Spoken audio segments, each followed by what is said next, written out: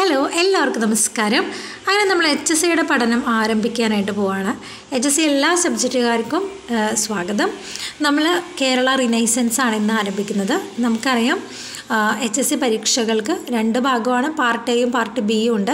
Part എയിൽ നമുക്ക് GK അടക്കമുള്ള നമ്മുടെ സൈക്കോളജിയൊക്കെ അടക്കമുള്ള ഒരു 20 മാർക്കിൻ്റെ ക്വസ്റ്റ്യൻസാണ് ഉണ്ടാവുക.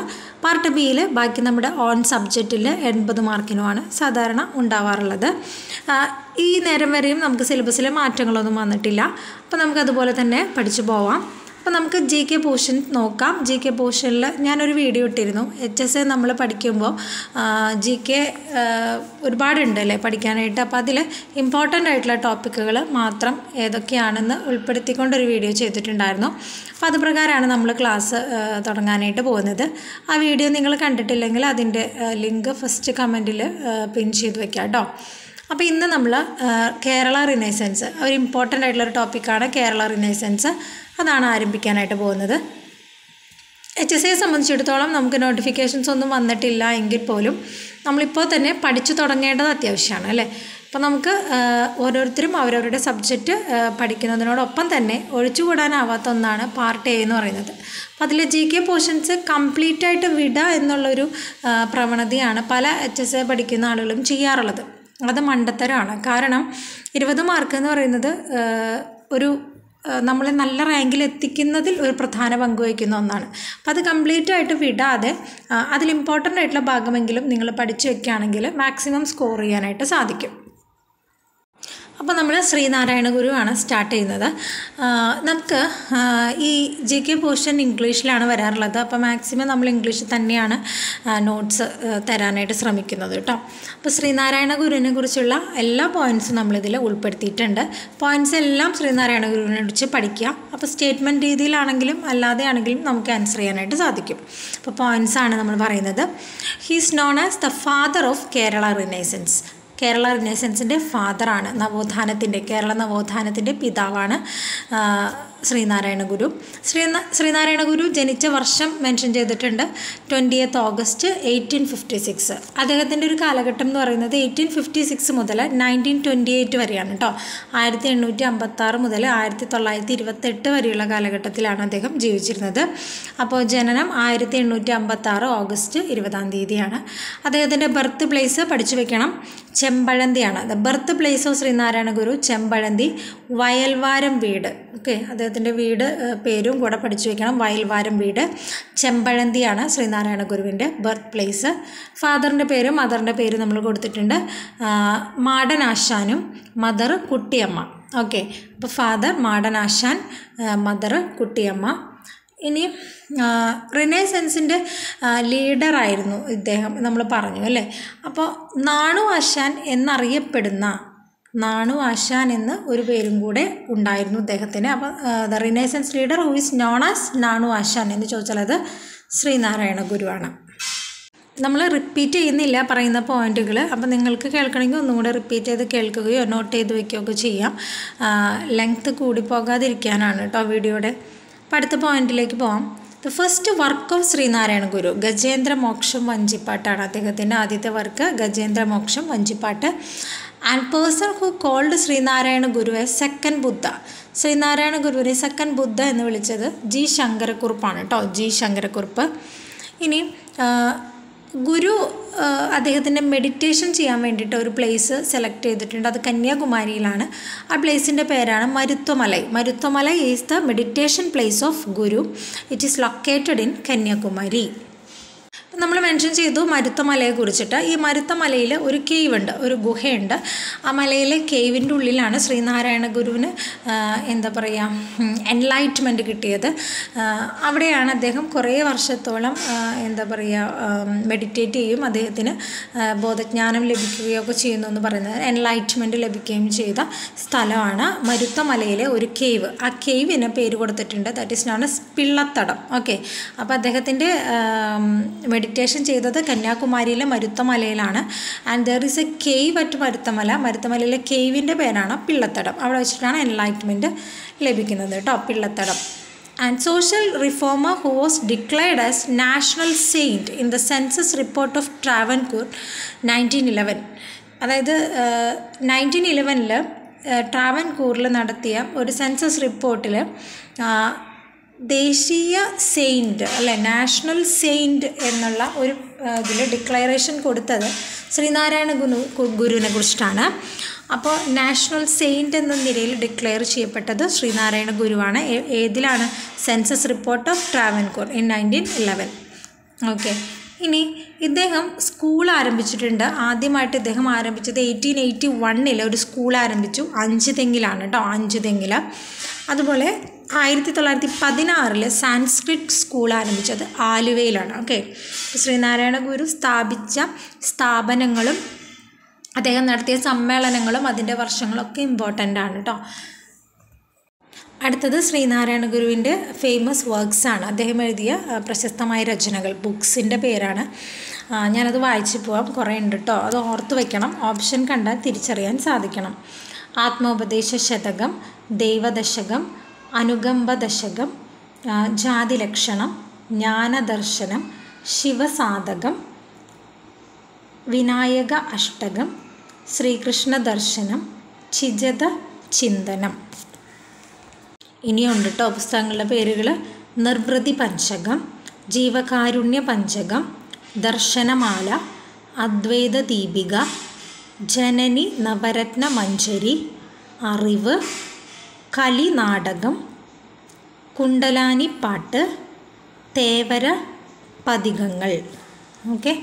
അപ്പോൾ ഇതിൽ നമ്മൾ ഇംഗ്ലീഷിലാണ് നമ്മളുടെ ക്വസ്റ്റ്യൻ പേപ്പർ എന്നതുകൊണ്ട് ഈ നമ്മളത് മലയാളത്തിൽ പഠിക്കുന്നതുകൊണ്ട് കുഴപ്പമൊന്നുമില്ല, നമുക്ക് ഇംഗ്ലീഷ് കണ്ടത് മനസ്സിലാക്കണമെന്നേ ഉള്ളൂ. പക്ഷേ ഇംഗ്ലീഷിൽ നമ്മൾ വായിച്ച് ശീലിച്ച് കഴിഞ്ഞാൽ സ്പീഡ് നമുക്ക് കൂടുതലായിട്ട് കിട്ടും, പെട്ടെന്ന് ആൻസർ ചെയ്യാനും ഒക്കെ സാധിക്കും. അതുകൊണ്ടാണ് ഇംഗ്ലീഷിൽ തന്നെ ക്ലാസ്സുകൾ തരുന്നത് കേട്ടോ.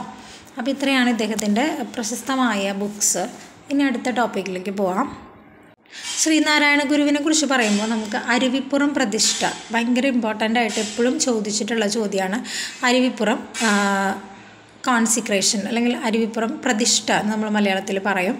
അപ്പോൾ നമുക്ക് അരുവിപ്പുറത്തിനെ കുറിച്ച് കുറച്ച് പോയിന്റുകൾ നോക്കാം. Sree Narayana Guru built Aruvippuram temple in 1887 Aruvippuram temple അദ്ദേഹം നിർമ്മിച്ചു.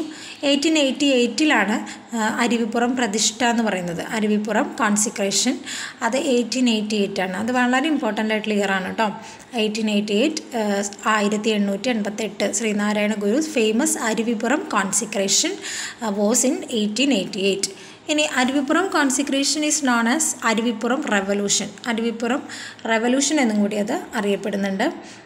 ഇനി അരുവിപ്പുറം ക്ഷേത്രയോഗം ഫൗണ്ട് ചെയ്ത് ഇദ്ദേഹം അരുവിപ്പുറം ക്ഷേത്രയോഗം സ്ഥാപിച്ചിട്ടുണ്ട്. അത് 1898 കേട്ടോ. അപ്പോൾ 3 വർഷങ്ങളാണ് നമ്മളിവിടെ പറഞ്ഞ്. അരുവിപ്പുറം ടെമ്പിൾ 1887 അദ്ദേഹം ബിൽറ്റ് ചെയ്തു. 1888 പ്രശസ്തമായ Aruvippuram consecration and 1898 Aruvippuram Kshetra Yogam found ചെയ്തത്. ഇനി ശ്രീനാരായണ ഗുരു വർക്കലയിൽ ഒരു ടെമ്പിൾ ഫൗണ്ട് ചെയ്തിട്ടുണ്ട്. അതിന് ശാരദ ടെമ്പിൾ എന്നാണ് വിളിക്കുന്നത്. The founder of Sharada temple at Varkala Sree Narayana ഗുരുവാണത് അതിൻ്റെ ഫൗണ്ടർ. 1912 കേട്ടോ, 1912 ശാരദ ടെമ്പിൾ അറ്റ് വർക്കല.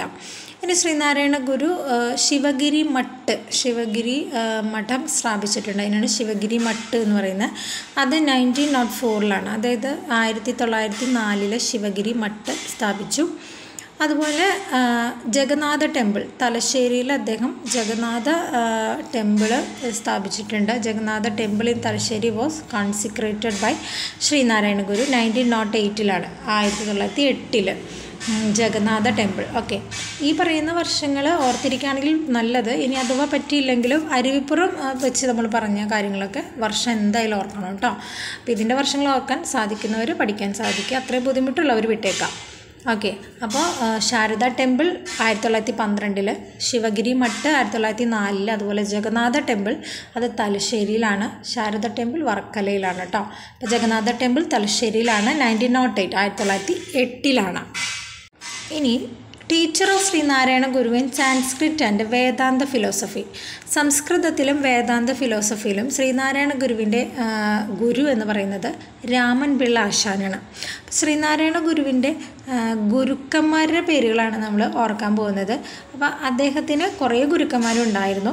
അതിൽ സംസ്കൃതത്തിലും വേദാന്ത ഫിലോസഫിയിലും അദ്ദേഹത്തിൻ്റെ ഗുരു എന്ന് പറയുന്നത് രാമൻ പിള്ള ആശാനാണ്. അതുപോലെ യോഗയിൽ ശ്രീനാരായണ ഗുരുവിൻ്റെ ഗുരു എന്ന് പറയുന്നത് തൈക്കാട് അയ്യാണ്. തൈക്കാട് അയ്യ ഇദ്ദേഹം ഒരു റിനൈസൻസ് ലീഡർ തന്നെയാണ് കേട്ടോ, തൈക്കാട് അയ്യ. അപ്പോൾ ശ്രീനാരായണ ഗുരുവിൻ്റെ യോഗയിലെ ഗുരു തൈക്കാട് അയ്യാണ്.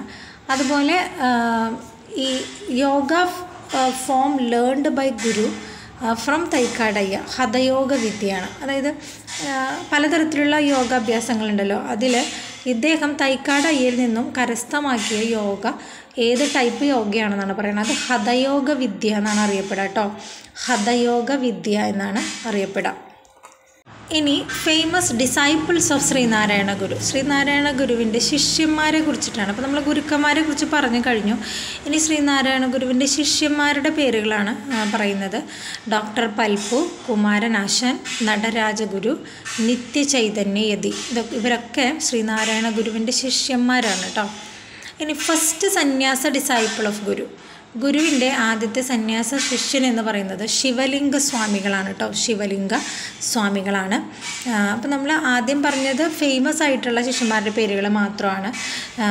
ഈ ശിവലിംഗ സ്വാമികളും ഇദ്ദേഹത്തിൻ്റെ ശിഷ്യൻ തന്നെയാണ്. ആദ്യത്തെ സന്യാസ ശിഷ്യൻ എന്ന പേരിൽ അറിയപ്പെടുന്നത് ശിവലിംഗ സ്വാമികളാണ്. അതുപോലെ ലാസ്റ്റത്തെ സന്യാസ ഡിസൈപ്പിൾ അറിയപ്പെടുന്നത് ആനന്ദതീർത്ഥ സ്വാമികളാണ് കേട്ടോ. ആനന്ദതീർത്ഥ സ്വാമികളാണ്. അപ്പോൾ ആദ്യത്തെ ശിഷ്യൻ ശിവലിംഗ സ്വാമികളും ലാസ്റ്റത്തേത് ആനന്ദതീർത്ഥ സ്വാമികളുമാണ് സന്യാസ ഡിസൈപ്പിൾസിൽ. ഇനി നമ്മൾ പറയാൻ പോകുന്നത് ഈ ശ്രീനാരായണ ഗുരു പ്രശസ്തരായ ആളുകൾ കണ്ടുമുട്ടിയ സമയങ്ങളുണ്ട്. കണ്ടുമുട്ടിയ സ്ഥലവും അതുപോലെ കണ്ടുമുട്ടിയ വർഷവുമാണ് നമ്മൾ പറയാൻ പോകുന്നത്. അതായത് ശ്രീനാരായണ ഗുരുവിനെ കാണാൻ വേണ്ടി ഒരുപാട് പ്രശസ്തരായ ആളുകൾ വന്നിരുന്നു. അപ്പോൾ അവരൊക്കെ ശ്രീനാരായണ ഗുരുവിനെ കണ്ടുമുട്ടിയ വർഷമാണ്. പക്ഷേ ശ്രീനാരായണ ഗുരു ആരെയും അങ്ങോട്ട് പോയി കാണുന്നില്ലായിരുന്നു. പകരം എല്ലാവരും ഇങ്ങോട്ടാണ് വരുന്നുണ്ടായിരുന്നു. പക്ഷെ അതിലൊരു എക്സെപ്ഷൻ ഉണ്ട്. ശ്രീനാരായണ ഗുരു പോയി ഒരാളെ സന്ദർശിച്ചിട്ടുണ്ട്. അതൊരു സന്യാസിയാണ്, രമണ മഹർഷിയാണ് കേട്ടോ. രമണ മഹർഷി നമ്മളിതിൽ മെൻഷൻ ചെയ്തിട്ടില്ല, നോട്ടിൽ കാണിച്ചിട്ടില്ല, പക്ഷെ പറയുവാണ്, ശ്രദ്ധിക്കണം. ശ്രീനാരായണ ഗുരു ഒരാളെ അങ്ങോട്ട് പോയി സന്ദർശിച്ച ഏക സന്ദർഭം അതാണ്. അതായത് തിരുവണ്ണാമലയിൽ പോയിട്ട് രമണ മഹർഷി എന്ന സന്യാസിയെ സന്ദർശിച്ചിട്ടുണ്ട് ശ്രീനാരായണ ഗുരു. അത് തിരുവണ്ണാമലയിൽ പോയിട്ടാണ് സന്ദർശിച്ചത്. രമണ മഹർഷിയെയാണ് പോയി കണ്ടത്. ബാക്കി എല്ലാവരും ഇങ്ങോട്ട് വന്ന് ശ്രീനാരായണ ഗുരുവിനെ സന്ദർശിക്കുകയായിരുന്നു. അങ്ങനത്തെ പ്രധാനപ്പെട്ട വ്യക്തികളും അവരെന്നൊക്കെയാണ് ഏതൊക്കെ സ്ഥലത്ത് വെച്ചാണ് സന്യാസി, അതായത് നമ്മുടെ ശ്രീനാരായണ ഗുരുവിനെ കണ്ടുമുട്ടിയതെന്നാണ് പറയാൻ പോകുന്നത്. Chattampi Swamikal met the Sreenarayana Guru in 1882 Anniyoor ടെമ്പിളിൽ വെച്ചിട്ട് 1882 ചട്ടമ്പി സ്വാമികൾ ശ്രീനാരായണ ഗുരുവിനെ മീറ്റ് ചെയ്തു. അതിനുശേഷം കുമാരനാശാൻ 1891 കായിക്കര വെച്ചിട്ടാണ് ശ്രീനാരായണ ഗുരുവിനെ കുമാരനാശാൻ കാണുന്നത്. 1891 ഡോക്ടർ പൽപ്പു കാണുന്നത് 1895 അത് ബംഗളൂരുവിൽ വെച്ചിട്ടാണ് ശ്രീനാരായണ ഗുരുവിനെ ഡോക്ടർ പൽപ്പു മീറ്റ് ചെയ്യുന്നത് 1895. ഇനി അയ്യങ്കാളി ശ്രീനാരായണ ഗുരുവിനെ മീറ്റ് ചെയ്യുന്നത് ബാലരാമപുരത്ത് വെച്ചിട്ടാണ് 1912. 1912 അയ്യങ്കാളിയും ശ്രീനാരായണ ഗുരുവിനെ മീറ്റ് ചെയ്തിട്ടുണ്ട് ബാലരാമപുരത്ത് വെച്ച്. ഇനി ശ്രീനാരായണ ഗുരു ആലുവയിൽ ഒരു ആശ്രമം സ്ഥാപിച്ചിട്ടുണ്ട്. അതിൻ്റെ പേരാണ് അദ്വൈത ആശ്രമം അറ്റ് ആലുവ. ഇനി the organisation of Sree Narayana Guru which has the motto Om Sahodarya Sarvathra എന്ന് പറയുന്നൊരു മോട്ടോ ആണ് അദ്വൈത ആശ്രമത്തിൽ അദ്ദേഹത്തിന് എഴുതി വച്ചിട്ടുള്ളത്. അദ്ദേഹത്തിന് എന്താ പറയുക, അദ്ദേഹം സ്ഥാപിച്ച ഒരു ഓർഗനൈസേഷനാണ് അദ്വൈതാശ്രമം. അത് ആലുവയിലാണുള്ളത്. അവിടെയുള്ള അതിൻ്റെ മോട്ടോ ആണ് Om Sahodarya Sarvathra. The first temple consecrated by Sreenarayana Guru അരുവിപ്പുറമാണ് കേട്ടോ. അതായത് ആദ്യമായി പ്രതിഷ്ഠ നടത്തിയ ടെമ്പിള് അരുവിപ്പുറമാണ്. The temple at which Guru consecrated nilavilakku. ഇനി കണ്ണാടി പ്രതിഷ്ഠ, നിലവിളക്ക് പ്രതിഷ്ഠ, അങ്ങനെ ഒരുപാട് പ്രതിഷ്ഠകളുണ്ടല്ലേ. അപ്പോൾ അതിൽ നിലവിളക്ക് വെച്ചിട്ടുള്ള പ്രതിഷ്ഠ നടത്തിയ ടെമ്പിള് എന്ന് പറയുന്നത് വിളക്കമ്പലമാണ്. വിളക്കമ്പലം അത് കാരമുക്കാണ്. കാരമുക്ക് വിളക്കമ്പലം എന്ന് പറഞ്ഞ സ്ഥലത്താണ്. അപ്പോൾ ശ്രീനാരായണ ഗുരു പ്രതിഷ്ഠ നടത്തിയ ആദ്യത്തെ ടെമ്പിൾ എന്ന് പറയുന്നത് അരുവിപ്പുറാണ്. ഇനി അതിൽ നിലവിളക്ക് പ്രതിഷ്ഠ, നിലവിളക്ക് കോൺസിക്രേറ്റഡ് നിലവിളക്ക് അറ്റ് വിളക്കമ്പലം, അത് കാരമുക്കിലാണ് വിളക്കമ്പലം. അതുപോലെ ഫസ്റ്റത്തെ മിറർ കോൺസിക്രേറ്റഡ് ടെമ്പിൾ, കണ്ണാടി പ്രതിഷ്ഠ നടത്തിയ ആദ്യത്തെ ടെമ്പിൾ കലവംകോട് ടെമ്പിളാണ് കേട്ടോ. Kalavamkode temple. The last temple consecrated by Guru അവസാനമായിട്ട് ഒരു ക്ഷേത്രത്തിൽ പ്രതിഷ്ഠ നടത്തിയിട്ടുണ്ട്. അതിന് ഉള്ളാല എന്ന് പറയുന്ന സ്ഥലത്താണ് കേട്ടോ. ഉള്ളാല എന്ന് പറയുന്ന ടെമ്പിളാണ്, വെച്ചൂരാണ് അതുള്ളത്. ഇനി ശ്രീനാരായണ ഗുരുവിൻ്റെ കുറച്ച് ശ്ലോകങ്ങളാണ്. പലതും നമ്മൾ കേട്ടിട്ടുണ്ടാവും. ഒരു ജാതി, ഒരു മതം, ഒരു ദൈവം, മനുഷ്യൻ, അതൊക്കെ കേട്ടിട്ടുണ്ടല്ലേ. അതിൻ്റെ ഇംഗ്ലീഷിലുള്ള സെൻറ്റൻസസ് എങ്ങനെയാണെന്ന് നോക്കാം. 1 caste, 1 religion, 1 God for mankind. അടുത്തത് not ask, not say and not think about caste. ജാതി ചോദിക്കരുത്, പറയരുത്, ചിന്തിക്കരുത് എന്ന് പറയുന്ന വാചകമാണ്. ഇനി liquor is poison, not make it, not sell it and not drink it. അല്ലേ, അതായത് മദ്യം വിഷമാണ്, അത് ഉണ്ടാക്കരുത്, വിൽക്കരുത്, കുടിക്കരുത്.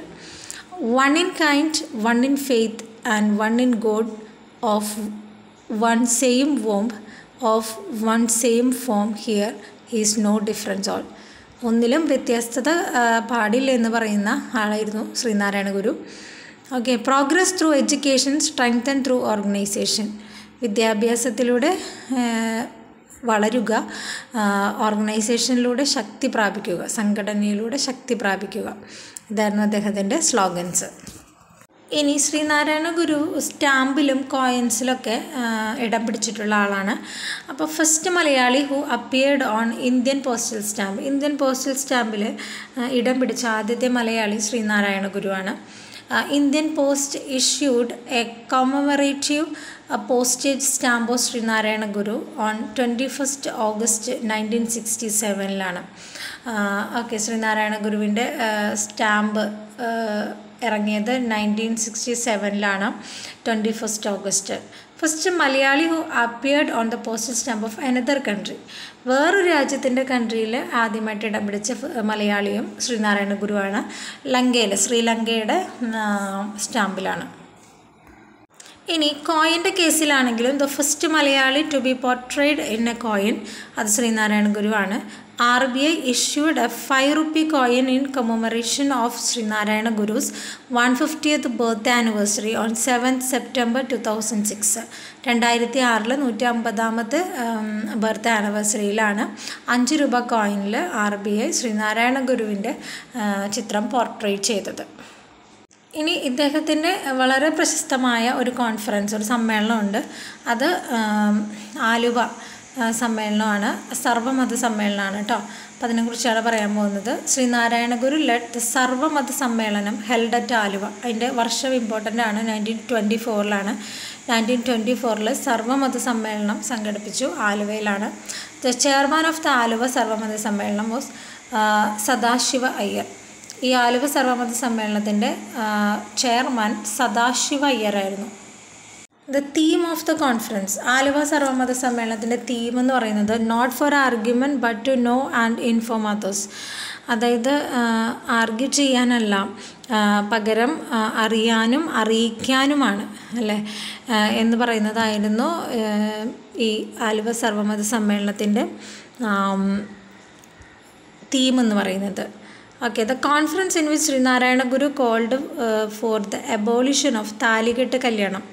ആലുവ കോൺഫറൻസിൽ വെച്ചിട്ടാണ് ശ്രീനാരായണ ഗുരു താലികെട്ട് കല്യാണത്തിനെതിരെ പറഞ്ഞത്. ഓക്കെ, ആലുവ കോൺഫറൻസ് വെച്ചിട്ടായിരുന്നു. ഇനി ശ്രീനാരായണ ഗുരു സ്ഥാപിച്ച ഏറ്റവും പ്രധാനപ്പെട്ട ഒരു സംഘടനയായിരുന്നു SNDP യോഗം found on 15th May 1903. Important ആണ് കേട്ടോ. 1903 SNDP യോഗം ആരംഭിച്ചത് 15th മെയ്യിലാണ് കേട്ടോ. മെയ് 15-ാം തീയതിയാണ്. The first and lifetime president of SNDP എന്ന് പറയുന്നത് ശ്രീനാരായണ ഗുരുവാണ്. The first secretary of SNDP കുമാരനാശാനാണ്. First secretary Kumaranasan, first and lifetime president Sree Narayana Guru. First vice president of SNDP doctor Palpu ആണ് കേട്ടോ. Doctor Palpu. The organisation which was considered as the predecessor of SNDP Vavoottu യോഗമാണ്.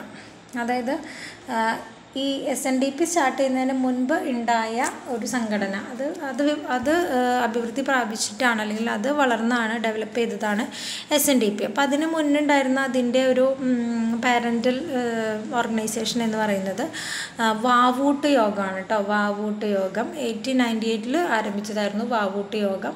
പിന്നീട് അതിനൊക്കെ develop ചെയ്ത് നമ്മൾ SNDP ആയിട്ട് form ചെയ്തു 1903 കേട്ടോ.